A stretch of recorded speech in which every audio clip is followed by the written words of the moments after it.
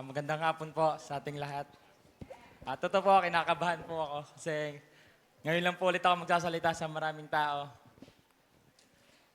Share ko lang po yung testimony ng buhay ko. Yung iba na nakasama ko ng mahaba, ng matagal, sure ako alam na alam niyo na yung kwento ng buhay ko. Kung hindi ako nagkakamali, natatandaan ko pa, siguro mga second year high school, mga 14 years old, 13 years old, nung una akong nakakilala sa Panginoon. Nung una akong in-invite sa church, natandaan ko pa rin yung unang tao na nag-invite sa akin. Hindi ko na lang kasama ngayon, nakakalungkot. Pero nagsiserve pa rin naman sa Lord. Katulad ng isang tipikal na bata, aminado ako. Kaya lang po ako sumama sa simbahan kasi may pagkain. Kasi anniversary po nung na-invite ako eh. Sabi nila may pagkain. Sabi nila masaya. Kaya po sumama ako. Nung una, sumama lang ako dahil masaya at may bago akong kakilala. Pero habang tumatagal, unti-unti kong nakikilala si Lord. Unti-unti ko rin nararamdaman yung pagmamahal niya sa buhay ko. Unti-unti ako nagseryoso hanggang isang araw, kinausap ako ni Pastor Alex. Yung pinaka-poging pastor na nakilala ko. Hindi, joke lang po. Pinaka-maitim talaga po yun eh. Siya talaga yung pinaka-maitim na pastor na nakilala ko. Sumama po kami sa life retreat. Noong una, excited kasi sa Tagaytay daw. Sabi doon, hindi naman po kami mayaman, hindi po kami madalas nakakagala. Kaya po, excited, syempre, makakapunta ng Tagaytay. Pero nung nagsimula na yung session, doon mas naintindihan ko ang pagmamahal ng Diyos sa buhay ko. Sa life retreat na yon, nagkaroon ako ng bagong identity.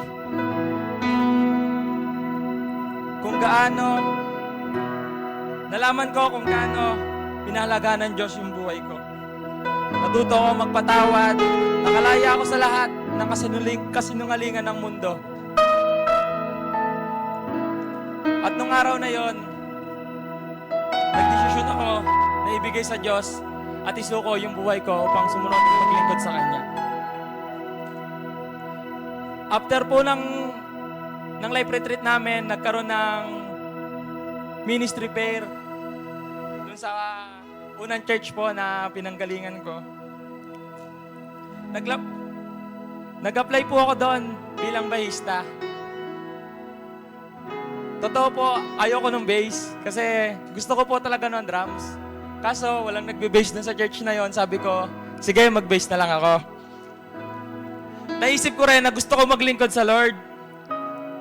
Gusto kong gamitin yung buhay ko para maparangalan siya. Naging part ako ng life group under ni Pastor Alex.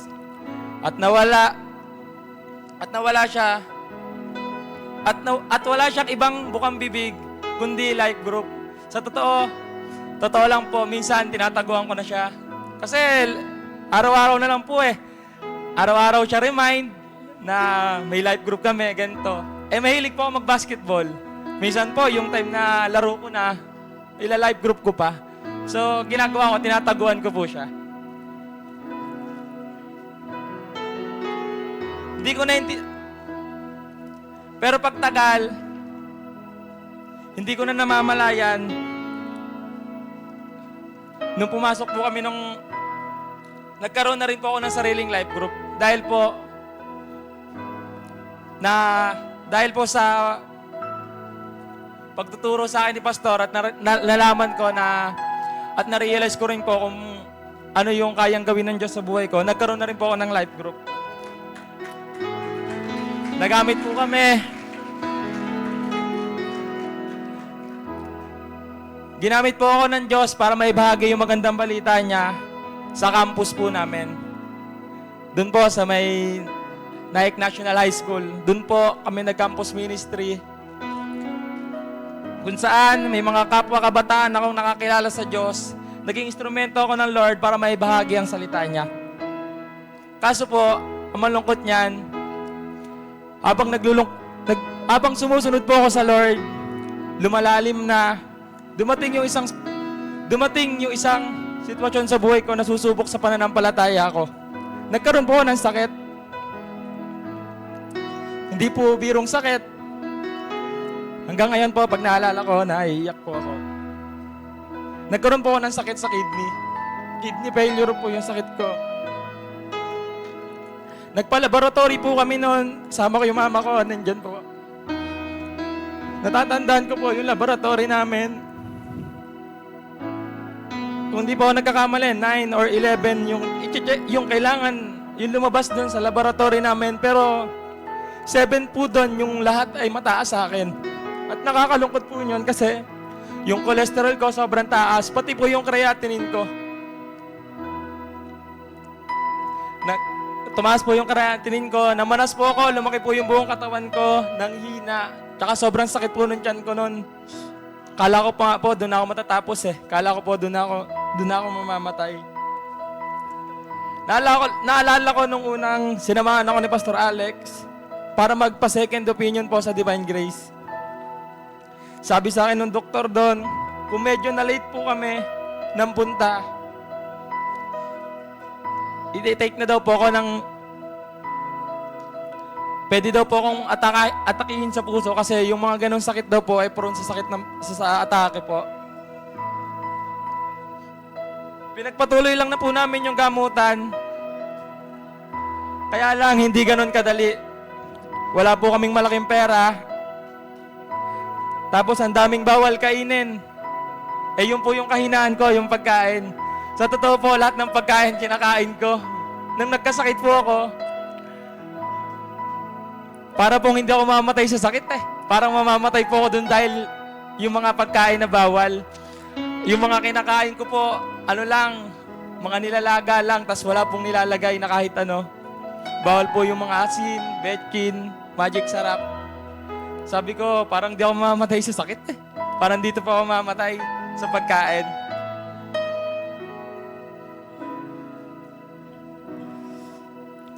Pero gusto kong lumakas. Madami akong pangarap. Gusto ko pang maglingkod sa Lord. Gusto ko pang mabigyan ng magandang buhay ang pamilya ko. To make a long story short, pinagpatuloy ko po yung gamutan kahit mahirap. At sadyang mabuti ang Panginoon. After ilang months, gumaling po ako. Nakabalik po ako. Nagpatuloy ako sa Lord. At patuloy pong naglilingkod sa Diyos. Pero after ilang months, may pagsubok na naman. Parang ang swerte ko, no? Kasi pagkatapos ng isa, meron na naman.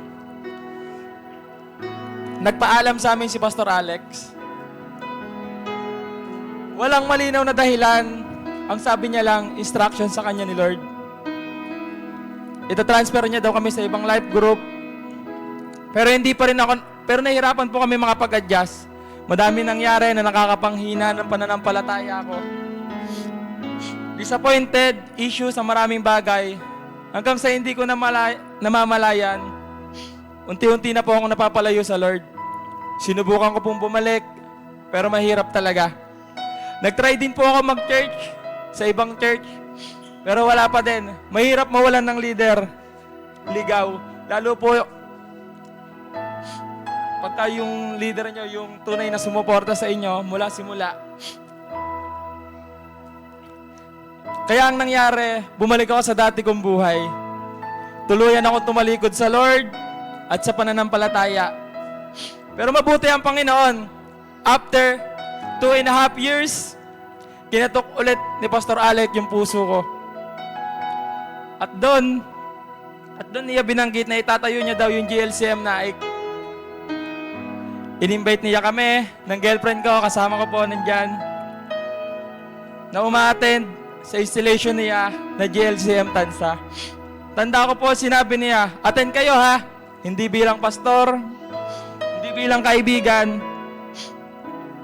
o bilang kuya lang. Kaya bilang respeto, pakikisama, umattend po kami. Akala ko ordinaryong araw lang, pero nung nakita ko yung dati kong pastor, yung dati kong leader, na ini-install, na sabi ko sa sarili ko, gusto ko ulit maglingkod sa Diyos. during that night, bumubulong sa puso ko na bumulik na ulit ako sa Diyos. Hindi ko alam kung paano, hindi ko alam kung paano ko sisimulan. Pero sabi ko, bahala na.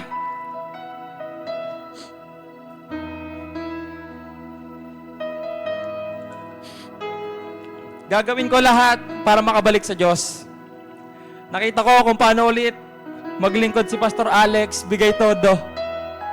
Talaga pong kahit tanghaling tapat, pinupuntahan niya po kami, nagbibisitation. At eto, kami dati alam ko, nahihirapan dahil pioneering at multitasking kaming lahat. Pero bumalik yung sigla, muling nag-alab yung apoy, hanggang dumating ang pinakahintay naming araw. Tandang-tanda ko po yung date na October 31 hanggang November 1. Ang araw ng life retreat ng GLCM sa Gentry po. Kahit wala po kaming pambayad ng registration, lakas loob po kaming pumunta. Sa pagdaan ng session, bumalik lahat ng alaala ko. Dati, kung paano ako maglingkod sa Lord, magpasakop at mag-disciple. Sa life retreat na yon, nailabas namin lahat ng sakit ng naranasan namin galing sa mga tao, sa paligid namin. After that day, mas lalo namin binigay ang lahat ng makakaya namin para sa Diyos. Umulan, umaraw, naglilingkod kami. Sa GLCM natagpuan ko ulit yung sarili ko naglilingkod sa Diyos. At nung December 2025, tinugon ng Diyos ang matagal ko ng panalangin. Isa po ako sa napili makapasok upang mag-training po ng Philippine Navy. Nakakakaba, nakakatakot, pero alam ko hindi ako pababayaan ng Diyos. Hindi po naging madali ang training. Pero naniniwala ako na kung kinaya ng iba, kakayanin ko po sa tulong ni Lord. At sa biyaya ng Panginoon, noong July 1, 2026, gumraduate po ako. Naging official po ako, miyembro ng Philippine Navy. Hindi naging madali, pero posible sa tulong ng Panginoon. Sa lahat ng taong nanalangin, salamat po sa inyo. Sa pamilya ko na lagi nakasuporta para sa akin. Sa girlfriend ko po, nakasabay ko, na mula nung nag-a-apply po ako. Yun, salamat. At kay Pastor Rolly, kung wala po ang GLCM, baka po hindi ako nakabalik sa Lord. Salamat po sa lahat ng ka-churchmate ko na nag-pray para sa akin. Kay Pastor Alex, salamat sa pagiging kuya, leader, pastor mo sa akin. Kay Kuya Jervin po, na nagdala sa akin sa Diyos. Muli, ako po, si Adrian Peraer. Kinagagala ko po na isa po miyembro ng GLCM family. At marami pong salamat sa inyo.